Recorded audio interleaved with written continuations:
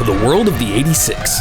These three sport compacts will go down as the machines that reignited the flame for reliable, affordable, fun-to-drive Japanese sports cars that so many of us had back in the 90s. They've gone on to become the yardstick that cars in its class are measured against. They've spurred dedicated racing series, collectively sold in the hundreds of thousands, and gave us enthusiasts a ray of hope in the sea of uninspired crossovers. But here's the thing, the spicy collaboration we now know as the Toyobaru triplets, the 86, the BRZ, and the FR-S, almost never happened. Not once, but twice, the project skidded towards the scrapyard and was cancelled. A spat between Toyota and Subaru that on two separate occasions caused both manufacturers to say, forget it, just forget the whole thing, forget we even tried. Just kill it off. This is the story of the Toyobaru BR86. Toyota's history is rich, to say the least. You see, the 80s and 90s weren't just a golden age for automotive engineering in Europe. This colorful and culturally evolving era was also the ideal time for fans of simple, entry-level sports cars from all around the world, and especially in Japan. Toyota offered wonderful little cars that weren't only affordable but true driver's machines. The Celica, Supra, Corolla, the MR2, all reasonably priced sports cars that had varying degrees of performance that anyone could hop into and hone their skills as a driver. But then it all changed. Enter Camry, RAV4, and Prius, and exit car enthusiasts' hope in Toyota sports cars. While it is true that these 2000s models massively helped create the now gigantic size of Toyota's corporate and financial status, the real car people felt left behind. For the North American market, Toyota spun up Scion, and for the rest of the world in 2007, Toyota made an attempt to light a fire under the seats of younger car buyers with a concept car, dubbed the FT-HS. The name needed some work, but it was a front-engine hybrid V6 powered rear-wheel drive coupe with exciting styling to say the least. And though no plans were set in stone, the FT-HS concept did the job of getting enthusiasts buzzing about a possible return to form for Toyota's sports car segment. Just a year later, a big merger was underway when Toyota bought a $300 million stake at Fuji Heavy Industries, the parent company of Subaru. This collab brought together the respected, reliable brand of Toyota with the face of all-wheel drive utility in Subaru, and nobody thought a sports car would pop out of that mix. But against all odds, a pitch for a two-door rear-drive car with the agenda to address the fact that people weren't only losing interest in Toyota, but in cars as a whole, got greenlit. And this is where the Toyobaru triplets were born. So where do you start on such an ambitious project? Well, you get an ambitious engineer. Enter Tetsuya Tada.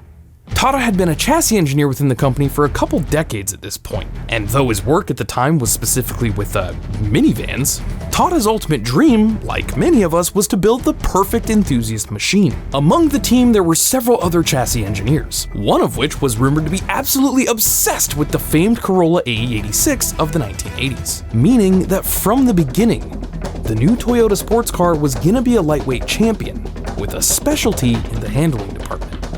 There was almost no oversight in the form of benchmarks or targets for the 86 project other than that it had to be rear-wheel drive. And almost immediately, the bosses started questioning Tada and his team's ability to create a desirable car without having specific track times, horsepower, and acceleration figures to shoot for. But Tada knew what he was doing. To cool things off with upper management, he had executives drive early prototypes of what would become the GT86. And let's just say their concerns were taken care of. This was never, ever gonna be a numbers car. It wasn't gonna be concerned with turning a lap faster, braking harder, or pumping out more power than its competitors. It was gonna be something people loved because how it feels. Just like the AE86, it drew inspiration from. Like the AE86, it was front engine and rear wheel drive, but it was from another Toyota sports car that the team would find the way forward in terms of a power plant. See, Toyota has built some of the most legendary engines in the world, but at this exact moment in time, none of them off the shelf would hit the power and packaging targets the engineers had in mind, and all of them were way too tall. Tada and fellow project engineer Yoshinori Sasaki looked all the way back to the 1960s at the Toyota Sports 800, a tiny little front-engine rear-drive coupe that had, of all things, a boxer engine. The flat layout of the Sport 800's engine gave it incredible chassis feel because it could be mounted close to the ground, giving the car a low center of gravity. Knowing this, and realizing Toyota didn't have any engines on the shelf that were short enough to fit under the low-slung hood of their new Canyon Carver, with maybe the little bonus that they were now in bed with Subaru, the crazy idea for a boxer in their new sports car was confirmed. But there was a problem. The relationship between Subaru and Toyota was less than ideal, to say the least. Subaru wasn't interested in co-developing anything, and they weren't too excited about lending Toyota an engine either. That is until Tada and the team built a prototype based on a Subaru legacy and lent them the car. Subaru's management came back and said, "You know what's weird? Every time we lend it out, it comes back with the rear tires completely bald."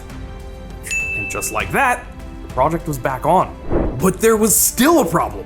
Subaru was on board to lend them engines, but Toyota had a goal of 100 horsepower per liter, outputting less than 160 grams per kilometer of carbon dioxide emissions without using a turbocharger.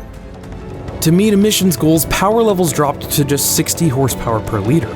Simply not enough. So Tada phoned a friend, namely Haruhiko Tanahashi. You know, the chief engineer of the Lexus LFA, who discovered with the correct bore and the use of Toyota's D4S fuel injection system, it could be done.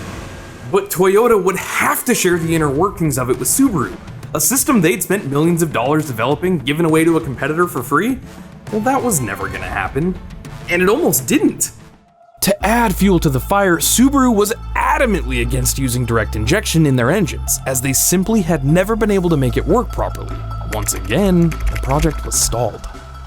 Until Toyota's head of engine development, Shinzo Kabuki, got involved. Kabuki was the very man that had developed the engine in the original AE86, and if there was anyone that could smooth things over between the two companies, it was him. The end result was Toyota gave over the tech and agreed to handle any and all warranty issues that came as a result. Finally, the two companies combined their expertise to create the heart of Tada's new car, and in 2011 at the Tokyo Motor Show, Toyota unveiled what would become possibly the single most important sports car of the new century, the GT86. Subaru got the rights to sell their version of the same car, dubbed the BRZ. Toyota would sell theirs as the GT86, and in America, Scion sold it as the FR-S. Once the automotive media got their hands on it, we found that the car could do a 0 to 60 in around 6.7 seconds, and the quarter mile in 14.7. Not quick, and not particularly fast, but again, that's not what the Toyobaru was concerned with, and it was a hit. When it went on sale the following year in 2013, they sold over 27,000 units between the different brands in the first year. But wait a second, the BRZ, GT86, and FRS can't really all be the same car, can they?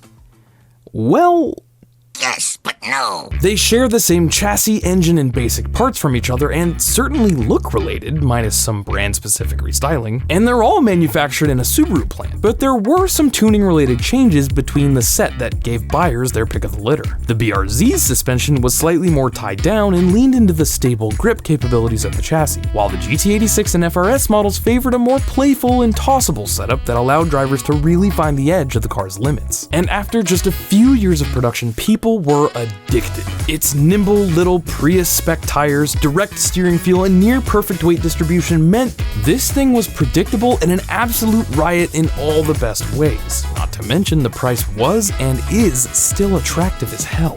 Though Scion went defunct in 2015, Toyota took over to sell the FR-S in the US, but officially renamed the car back to its roots as the 86, completing what is truly a heartwarming full circle moment in automotive history. And the two remaining twins aren't done yet. Both the 86 and the BRZ went on to be refreshed for a brand new generation at the beginning of the 2020s, both sporting a little more power, a little more handling prowess, and some more styling, all of which had been called for by enthusiasts for years, since the BRZ and 86 first showed their aggressive little faces 10 years ago. But what the trio of sports cars did most important is give a new generation of car enthusiasts a chance to understand what driving is all about. It gave young people a segment of cars they could actually acquire, one that didn't exist when they were young, and one that brings out the joy of being in complete control of an automobile. Thank you, Toyobaru. And thank you all for watching. Consider subscribing to Ideal. Go check out some of the other automotive stories just like this one right over here, and I'll see you all in the next one.